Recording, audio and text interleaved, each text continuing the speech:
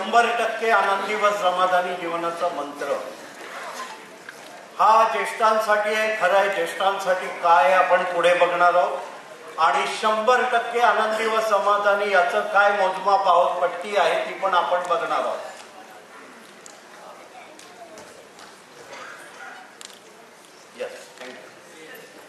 ज्येष्ठत्वात दुःखी कष्टी राहिल्यास एक दिवस 1 वर्षासारखा वाटतो आणि आनंदी व समाधानी राहिल्यास 1 वर्ष सहज निघून जातं. ज्येष्ठत्वात आम्हाला काही मर्यादा आहेत, थोड्या शारीरिक मर्यादा आहेत. पण मी आता डॉक्टर अरुण पाटलांचं नाव का घेतलं, एक पुस्तक तयार झालं होतं 40 वर्षापूर्वी, मधुमेहासह सहजीवन.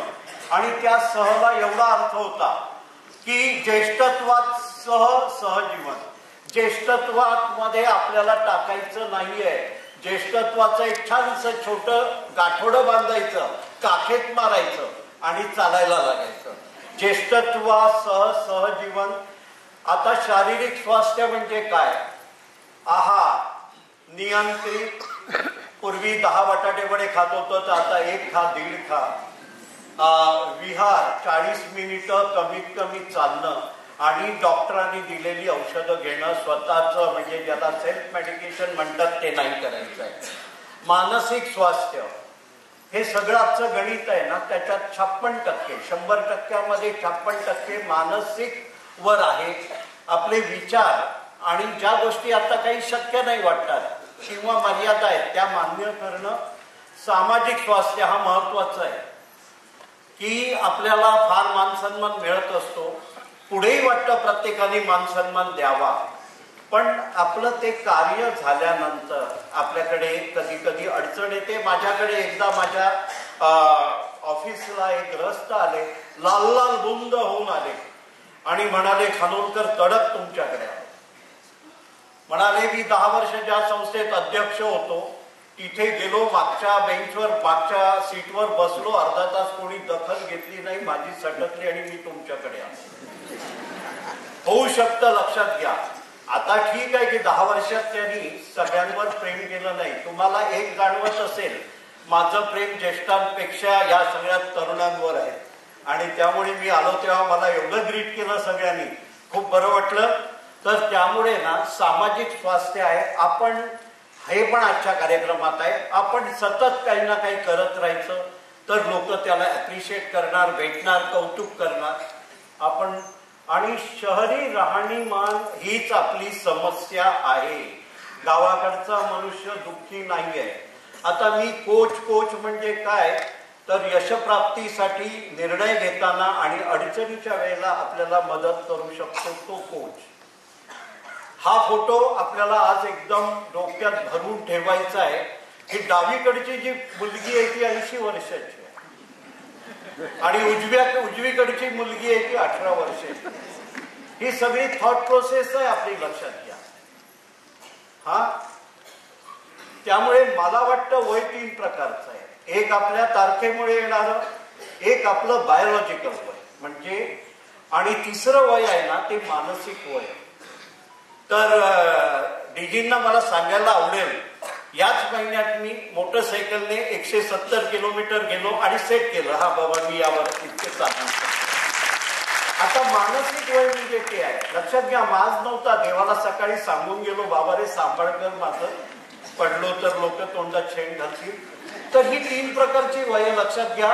जन्मतारखेप्रमाणे शारीरिक वय माझं 78 आहे, जन्मतारखेप्रमाणे 70 आहे, पण माझं मानसिक वय 40 आहे. आणि म्हणून हा फोटो काय माझ्यासाठी नाही तुमच्यासाठी वाजवा. हा जो 80 वर्षाची मुलगी जी दिसते ही आपल्याला सगळ्यांना बनायचं आहे. अरे मस्त पैकी शर्ट पॅन्ट ते कपाळातले खालचे काढा, एखादा लाल रुमाल बांधा, मस्त जा आणि नाक्यावर एक चहा मार. का नाही करत आहे? तरुणांसारखं वागवायचं, आवडेल ते वागायचं. हा फोटो लक्षात ठेवायचा. हा फोटो मला मिळाला नेटवर, मला खूप आनंद झाला. तेव्हा मी आपल्याला काय दिलंय, सगळ्यांना दिलंय, सगळ्या वयात दिलंय. Mind, body, heart, soul. म्हणजे आपल्याला मेंदू दिलेला आहे, शरीर दिलेलं आहे, हृदय दिलेलं आहे, आत्मा दिलेला आहे. आणि 24 तासाचा वेळ दिलाय. हे देवाने सगळ्यांना दिलेलं आहे. माइंड बॉडी हार्ट सोल आहे ना, आपल्याला खूप स्ट्रॉंग करता येतं. टाटाच्या हजारो कंपन्या आहेत, 30 लिस्टिंग कंपन्या आहेत, एका डोक्याने होणार. शरीर म्हटलं तर एक खलाशी म्हणे 28 तासानंतर समुद्राशी झुंज देऊन किनाऱ्यावर लागला. कुठून आली ताकद? त्यांनी काय आराम केला, बसला, खाल्लं? शरीराची ताकद अनलिमिटेड आहे. हृदयाची ताकद विचारू नका. मेरे दिल के तुकडे हजार होए कोई यहा गिरा. बेंद्रे साहेब तुम्हाला पण नमस्कार. आपल्याकडे महारथी बसलेले आहेत ह्या सगळ्या फील्ड मधले. मला दिल के तुकडे म्हटल्यानंतर बेंद्रे साहेब आठवले. हे पण एक छान मोटिवेटर स्पीकर आहे. तर आणि आत्मा हा ज्येष्ठांचा स्ट्रॉंग व्हायलाच पाहिजे. आत्मा फक्त हरिहरी करून होतो असं नाही आहे. सॉरी, कोणी याचा वाईट अर्थ घेऊ नका. ज्यांना हरिहरी करून जर आत्मिक आनंद मिळत असेल तर तो चांगला आहे. पण देवाला मस्का लावून आपल्याला काहीतरी मिळवायचं आहे तर तेव्हा तो आनंद मिळत नाही. गाण्यात मिळतो, नाचण्यात मिळतो, फिरण्यात मिळतो, खाण्यात मिळतो, कपडे वेगवेगळे घालण्यात मिळतो. माइंड बॉडी हार्ट सोल आपले फार स्ट्रॉंग करायचे आणि 24 तासाला पूर्ण वापरायचं आहे. त्याच्यासाठी आजचा ही धडपड आहे. हे सर्व जर आपण वापरलं नाही तर ते एखाद्या गाडीसारखं गंजून जाणार आहे. आपल्याला गंजायचं नाही आहे. आता हा ज्येष्ठांसाठी का, हा पण गोष्ट महत्वाचा आहे. साधारण हा मला ना परवा एक ग्राफ मिळाला नेटवर की ऍव्हरेज लाईफ. बघा, ह्या ग्राफचा आणि वरच्या खालच्या वाक्याचा काही संबंध नाहीये. ह्याच्यात ऍव्हरेज लाईफ माणसाचं 1950 मध्ये 35 दिसतं. ऍव्हरेज लाईफ म्हणजे 1 वर्षापासून मरेपर्यंतच्या ह्या काळात, मधल्या काळात वाढलेले सगळे धरून. आणि आताचा ऍव्हरेज लाईफ 78 आहे. 35 आणि 78, 33 वर्षाचा फरक आहे. आणि 50 वर्षापूर्वी मी माझ्या कानानेच ऐकलं होतं, अरे अमुक अमुक एक व्यक्ती वारली. काय वय होतं? 60 होतं. म्हणजे पूर्ण जगला ना. माझ्या कानाने ऐकलंय. आणि आज आम्ही म्हणतो अरे ते 90 वर्षाचे पण फार तरतरीत होते, ते गेले कसे? नाही, पडले, निमत्य झालं, नाहीतर 100 गाठली असते. हा पण 35-40 वर्षाचा फरक आहे. आणि म्हणून आनंदी व समाधानी का राहायचंय ज्येष्ठांनी? तर ही 35 वर्ष फार एन्जॉय करायचंय. कारण मनुष्य जन्म आपल्याला परत मिळणार नाही. 40 वर्षाचा बोनस आहे. किती जगणं हे आपल्या हातात नाही, कसं जगणं हे आपल्या हातात आहे. मला एका ग्रस्ताने विचारलं होतं, झालं ना पोर, तो घेऊन जात नाहीये मला. मी त्याला म्हटलं, वरती घेऊन जाणं देवाच्या हातात नाहीये, यमाच्या हातात नाहीये, चित्रगुप्ताच्याही हातात नाहीये. चित्रगुप्त हा अकाउंटंट आहे, जमा खर्च लिहितो. जास्तीत जास्त पुण्य करा, जास्तीत जास्त काम करा, वय संपेपर्यंत थांबू नका. किती जगणं आपल्या हातात नाहीये, पण कसं जगणं आपल्या हातात आहे. आता हा एक जागतिक सरासरी आहे की पैशाने माणसाला आनंद किती मिळतो? 4%. प्रेमाचा आनंद किती मिळतो? 25%. प्रेम द्या. प्रेम ही वन साइडेड मोमेंट आहे. प्रेम वाटायचं, कशावरही करा. त्याच्यावर आपण पुढे येणार आहोत. 56% मानसिकता, जे आपण मगाशी म्हटली. आणि 7% निर्मितीचे आहेत, 8% प्रशंसेचे आहेत. आपल्यापैकी प्रत्येक ज्येष्ठ नागरिकांनी निर्मितीमध्ये यायला पाहिजे. प्रशंसा आपोआप होते. आज तुम्ही जे नंतर ऑर्केस्ट्रा होणार आहे, सगळे ज्येष्ठ नागरिक आहेत, त्याची तुम्ही मनातून प्रशंसा करणार आहेत. सगळे मातब्बर प्रोफेशनल आहेत. 4% पैशाचे कसे असतात? औषध पाणी, खाणे पिणे, फिरणे, नातेसंबंध राखणे, एवढे पैसे मिळाले की 4% आपले पुरे झाले. 25% बघा, प्रेम करा, व्यक्तीवर करा, झाडाफुलांवर करा, निसर्गावर करा, पाळीव प्राण्यांवर करा, खाण्यावर करा, कपड्यांवर करा, कशावरही करा. 24 तास प्रेम करा. स्वप्नात पण प्रेम करा. जमेल का?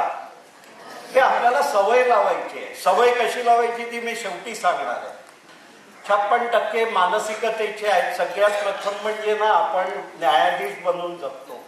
हा कसा चुकला, तो कसा चुकला, हा कसा बरोबर. जरूर काय आपल्याला सगळ्याच ती अथॉरिटीज दिलेली आहे. तो वकील बनून जगा. आपापसात इव्हन व्हॉट्सअपवर पण वकील बना. न्यायाधीश बनवू नका. कोणाच्याही चुका बघू नका. त्यात काय चांगलं दिसेल ते बघा. आपण थोडेसे वेगळे आहोत, जन्मवेळ जन्म ठिकाण, त्यामुळे आपले स्वभाव वेगळे आहेत. पण मनुष्य कळपातला आहे, एकाच कळपात राहायचं आहे. इंडिव्हिज्युअली एकटा मनुष्य घुसमटून जातो, कधीच आनंदी होऊ शकत नाहीये. ही एक छोटीशी गोष्ट आहे. 2 उंदीर आणि 2 माणसं. 2 माणसं अन्नाच्या शोधात निघालेले होतात आणि त्यांना एक मोठं एक खोलीभर अन्न मिळतं. खुश होतात. दोघे म्हणतात, वाह, देवाने आपल्याला आयुष्यभराचं अन्न दिलं. मनुष्य कसा विचार करतो ते लक्षात घ्या. आणि आपल्याला माहिती आहे, आपण कोणालाही सांगायचं नाही. दुसऱ्या दिवशी तिथून 2 उंदीर जाताना दिसतात. माणसाला चिंता सुरू होते. मेंदू दिलाय आणि मन दिलेलं आहे भरपूर देवाने, चिंता करण्यासाठी, काळजी करण्यासाठी, कल्पना बांधण्यासाठी. तो वस्तुस्थितीत जगत नाही. तो म्हणतो, अरे ह्या उंदरांना पण माहिती आहे.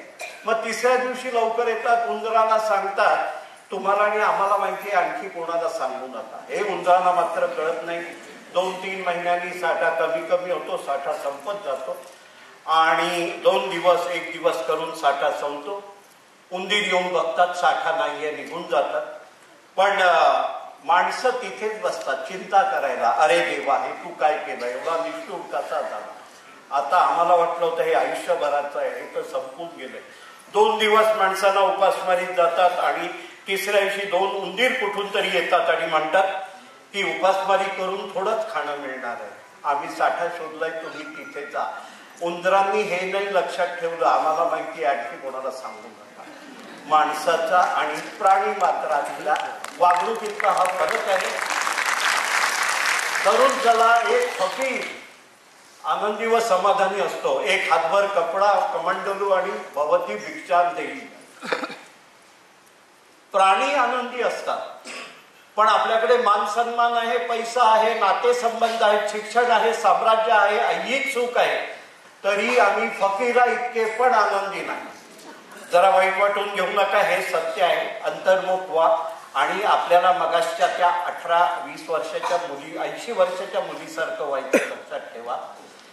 मी काही आता 13 पॉईंट फास्ट सांगणार आहे, जे आपल्यामध्ये सवय बनवायची आहे. त्यातले 1-2 पॉईंट कोणाचे कमी असतील, पण अभ्यासक्रमात 13 आहेत.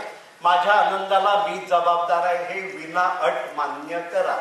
माझा मुलगा नाही, सून नाही, शेजारी नाही, शेजारच्यांचे आवाज नाही, काही नाही. माझ्या आनंदाला 100% मी जबाबदार आहे, हे विनाट मान्य करा. स्वतःला अपवाद समजू नका. आनंदी होणं हे निवड आहे, नशिबाचा भाग नाही. आनंदी राहणं ही सवय बनवा.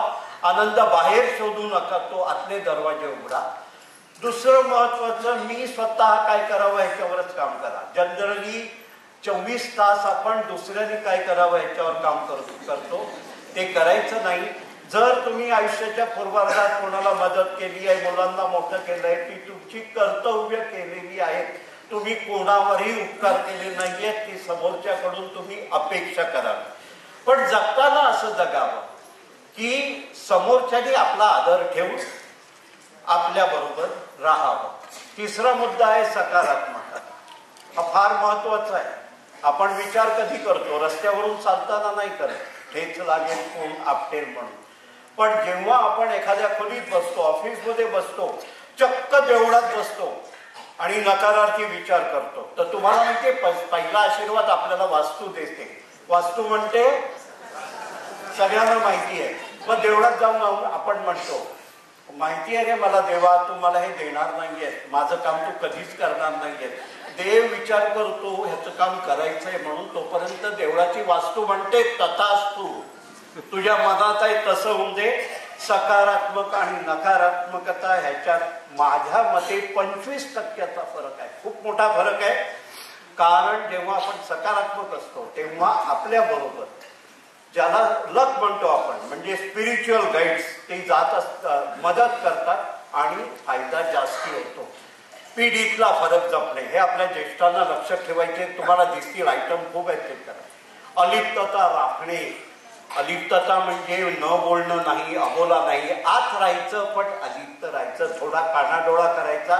अलिप्तता म्हणजे अळवाच्या पानावर जेव्हा पाण्याचा थेंब असतो तसं. पिढीतला फरक 3 ते 4 पट आहे. ऑफिसला जाण्याची वेळ नक्की आहे, येण्याची नाही. ऑफिसमध्ये ताणतणाव आहे, खाण्यापिण्या कपड्याच्या सवयी बदलल्या आहेत, जगण्याचे मूल्यमापन व्हॅल्यू बदलले आहेत. काळाबरोबर राहणे आणि तंत्रज्ञानाबरोबर राहणे हे गरजेचे आहे. तुम्ही तुमचा संसार स्वतः केला, तुमचे आई वडील किंवा सासू सासरे आले नव्हते, मग मुलांच्या संसारात ढवळाढवळ किती करायची. मुलांची मुलं 20 वर्ष होईपर्यंत त्यांना त्यांचा संसार करून द्या ना. जर तुम्ही तुमच्या मुलांना कोणाचाही सपोर्ट नसताना छान बनवलं तर ती त्यांच्या मुलांना छान बनवतील. म्हणून अलिप्तता राखणं गरजेचं आहे. फक्त वर्तमान जगा. आपल्याला भविष्यातली भीती नको आहे आणि भूतकाळातली दुःख नको आहेत. आज जगा. मगाशी सांगितल्याप्रमाणे, मगाशी मी काय सांगितलं, लाल रुमाल लावा. एखाद्या स्त्रीने मस्तपैकी जुनं पंजाबी ड्रेस काढायचा, केसाची साधना कट स्टाईल करायची, एखादी छोटीशी पर्स मारायची आणि टुक्क टुक्क टुक्क बाजारात फिरून यायचं. कोणी म्हटलं पाहिजे हे लक्षात जगायचं म्हणजे असं. आणि आपल्यातले खूप जण जगतात. जर हात राखून जगत असतात तर जरा हात सोडून जगा. फक्त वर्तमान जगा. आपल्याकडे काय क्षमता आहे, आपल्याकडे खूप क्षमता असतात. गेल्या वर्षी वाढदिवसाला वाटलं एखादी छान आराम खुर्ची असती तर बरं झालं असतं, मुलगा आणून देतो. पण त्या आराम खुर्चीवर मी बसलो किती दिवस, 5 दिवस. नंतर ती घडी करून कपाटाच्या बाजूला अशी ठेवली की ही जागा आराम खुर्ची. त्यामुळे आपल्याकडे काय आहे त्याची यादी करा. ते 100 गोष्टी आहेत, तुमच्याकडे काय नाही त्या फक्त 5 गोष्टी आहेत. 100 गोष्टींचा उपभोग घ्या. पण ही प्रार्थना महत्वाची.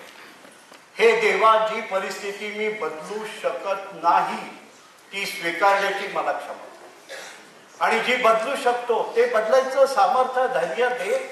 मी ती बदलत जाईन. मला जर आता PhD करायची आहे आणि डॉक्टरेट लावायचे तर मी करू शकतोय, पण मला विमान उडवायचंय तर नाही करू शकत वयाप्रमाणे.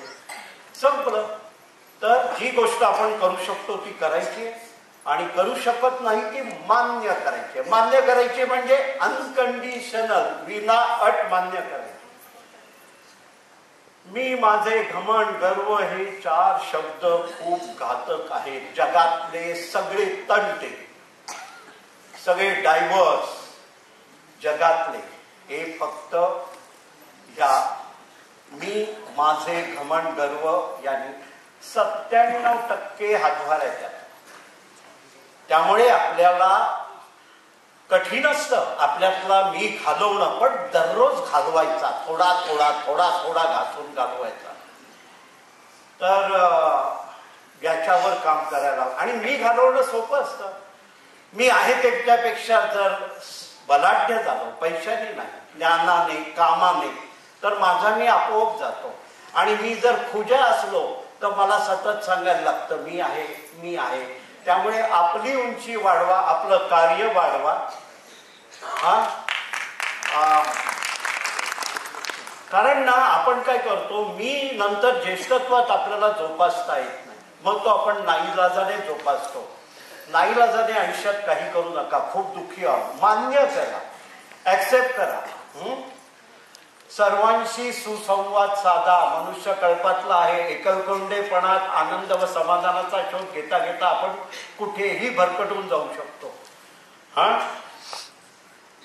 जीवनात अप्रिय वस्तू कोणतीही कोणत्याही ज्येष्ठांनी नंतर बघू म्हणून ठेवायची नाही. जमेल काय? का माहितीये? एकाच वेळेला अचानक त्रास होतो. काय झालं? अर्धांगवायू झाला. काय झालं? डॉक्टर माफी मागतो, हार्टचा त्रास झाला.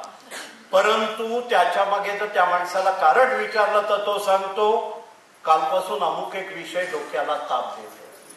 त्यामुळे पेंडिंग काहीच ठेवू नका. छोटी मोठी एखाद्या व्यक्तीला तुम्ही टाळताय, फुटपाथ बदलताय, तर एक दिवस जाऊन भिडा आणि संपून टाका.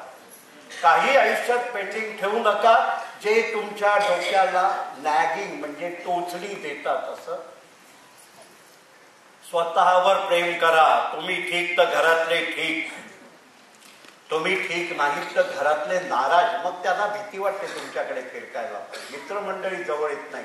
स्वतःवर भरपूर प्रेम करा आणि सत्य, प्रामाणिकपणा. बऱ्याचशा ज्येष्ठांना वाटतं की माझ्यावर विश्वास ठेवावा. विश्वास ठेवण्यासाठी विश्वास संपादन करायला लागतो. आणि ज्येष्ठत्वात काय होतं, आपलं इंटरॅक्शन कमी होतं, त्यामुळे नव्याने विश्वास संपादन होत नाही. म्हणून हे नाही मस्त प्रतिबिंब दाखवलंय. जीवनात पूर्ण सत्यता असेल तर आनंदी आनंद आहे. कोणाशी काय बोललो हा डोक्याला भार राहत नाही.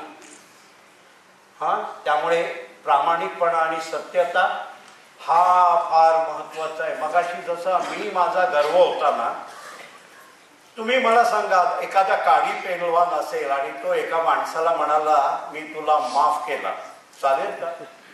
तो माणूस म्हणेल एक झापडीत देतो तुझ्या, तू कसला मला माफ कर. पण एखाद्या बलाढ्य माणसाने एखाद्या काळी पेलवाना सांगितलं जा रे बाबा तुला माफ केला, तर त्याला अर्थ आहे. याचा अर्थ माफ करणारा आणि माफी मागणारा बलाढ्य असतो. तुम्ही सगळे बलाढ्य म्हणा. अशा सर्व माणसांची यादी करा की ज्यांच्याशी आपला संबंध अनेक कारणांनी बिघडलाय. त्या सर्वांबद्दलची नकारात्मक भावना मनातून काढून टाका. त्यांच्याशी संपर्क साधून त्यांना माफ करा किंवा त्यांची माफी मागा व पूर्ववत नाते संबंध प्रस्थापित करा. आपण खूप चुका करूनही आपल्याला माफ करतो. आपल्या काटेकोरपणामुळे, ज्येष्ठत्वातल्या काटेकोरपणामुळे नातेसंबंध बिघडवू नका. नाती नैसर्गिक मृत्यूने मरत नाही, त्यांचा खून होतो असं म्हणतात. आनंदी होण्यासाठी पैसा, सत्ता, बळ यापेक्षा सर्वात सामर्थ्यवान साधन म्हणजे माफ करणे आणि माफी मागणे. 85% आपला हिशोब झालाय. 4% पैशाचे, 25% प्रेमाचे आणि 56% मानसिकतेचे. आता ज्येष्ठांना हे महत्वाचं आहे. मला सांगाल का आपल्यापैकी किती ज्येष्ठ बिझनेसमध्ये आहेत? हात वर करा. खूप बरं वाटलं. तरी एक 10-15 हात आहेत. आपल्यापैकी किती ज्येष्ठ बागकाम करतात? बागकाम म्हणजे उद्या माझ्या मित्राने सांगितलं की आमच्या गॅलरीतली बाग करून दे, तरी करू शकतील असे किती आहेत? ज्येष्ठांनी थांबायचं नाहीये, लक्षात घ्या. त्याच्यानंतर शिकवणी करतात किंवा शिकवण्याचं काम करतात, पैसे घेऊन किंवा पैसे न घेता. किती जण आहेत? ही सगळी ना ह्या 60%चा फायदा घेत आहेत, लक्षात घ्या. कविता करणे, लेखन करणे, गाणे म्हणणे, छानसा स्वयंपाक करणे. मावशी तुझ्या आजची पोळी आज खाल्ली ना, पुण्याहून आलो त्याचे मला क्षीण वाटला नाही, जाताना 4 बांधून दे. आपल्याकडे काहीतरी असं पाहिजे ज्येष्ठत्वात जे आपण नेहमी वापरायला पाहिजे. तर आपल्याकडे बुद्धी आहे, अनुभव आहे, उद्दिष्ट पूर्ण करण्याची शारीरिक ताकद आहे. फक्त आत्मविश्वास आणि इच्छाशक्तीची थोडी कमी आहे, ती वाढवायची आहे. आणि मगाशच्या त्या 80 वर्षाच्या मुलीसारखं वागायचं आहे. ज्येष्ठत्वात स्वतःची ओळख निर्माण करा. आज काय कोणाला विचारलं तर सांगू नका माझ्या हाताखाली 150 माणसं होती, मी याव केलं त्याव केलं. ते तुम्ही 200 लोकांना सांगितलेलं आहे. नवीन सांगा काहीतरी. नितीनबाई म्हणतात माझी 400 गाणी तयार आहे, असं सांगा काय. मी एका नाव चुकून घेतला, मला खरंच 50 नावं घ्यायला लागली असती. दिलासा विरंगुळा केंद्र हा परिवर्तन महिला संस्थेची ऍक्टिव्हिटी आहे आणि त्यातीच हे 3ही कार्यक्रम आजचे जे 3ही स्लॉट आहेत ते आहेत. आणि त्यांना शिकवण हीच आहे, ज्येष्ठत्वात स्वतःची ओळख. 180 सभासद आहेत आपल्याकडे. आता मी तुम्हाला टाइम टेबल देतो, म्हणजे कोणीही सांगू शकणार नाही की मी काय करू शकतो. 8 तास झोपेचे, दुपारी झोपू नका, संध्याकाळी आळस तयार होतो. वाटल्यास खुर्चीवर अशी 10 मिनिटाची डुलकी घ्या, तेवढी मेंदूला पोरते. प्रातर्विधी, आंघोळ पाणी, दिवसाचे खाणे, चहा पाणी याच्यासाठी 2 तास, 8 आणि 2 10 तास. स्वतःला 1 तास, कुटुंबाला 1 तास, घरासाठी त्यांना नको असलेली पण कामं करा, पासबुक भरणं वगैरे 2 तास. उद्दिष्टासाठी तुमच्याकडे 10 तास आहे, पूर्ण 10 तास. प्रत्येक स्त्रीकडे आणि पुरुषाकडे ज्येष्ठत्वामध्ये.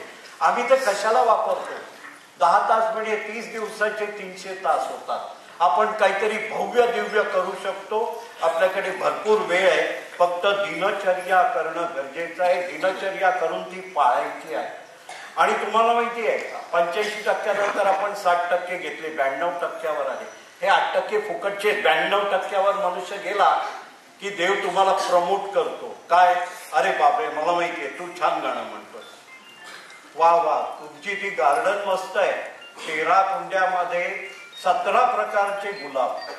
ही जेव्हा प्रशंसा येते आपल्या कामाची आणि ज्येष्ठत्वात एक स्वतःची ओळख तयार होते, तेव्हा हे 8% फुकटचे मिळत आहेत.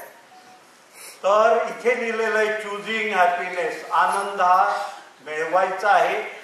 आता तुमच्यामध्ये एक प्रश्न पडतो की मी नकारात्मकच आहे, मी सकारात्मक कसं होणार? त्याच्यासाठी पुढची स्लाइड आहे.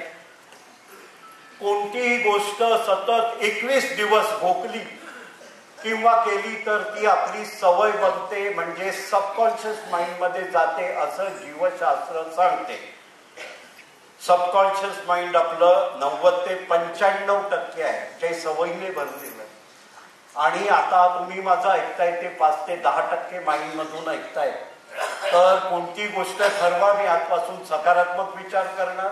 आणि घरात कोणतरी सहकारी मित्र मैत्रीण ठरवा. शक्यतो नवऱ्याला बायको आणि बायकोला नवरा चांगला असतो, कारण आठवण करण्यात पटाईत असतात एकमेकांना.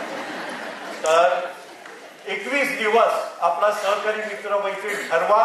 कोणताही स्वभाव बदला, 100% आनंदी व्हा. ऐकून घेतल्याबद्दल खूप खूप खूप आभारी.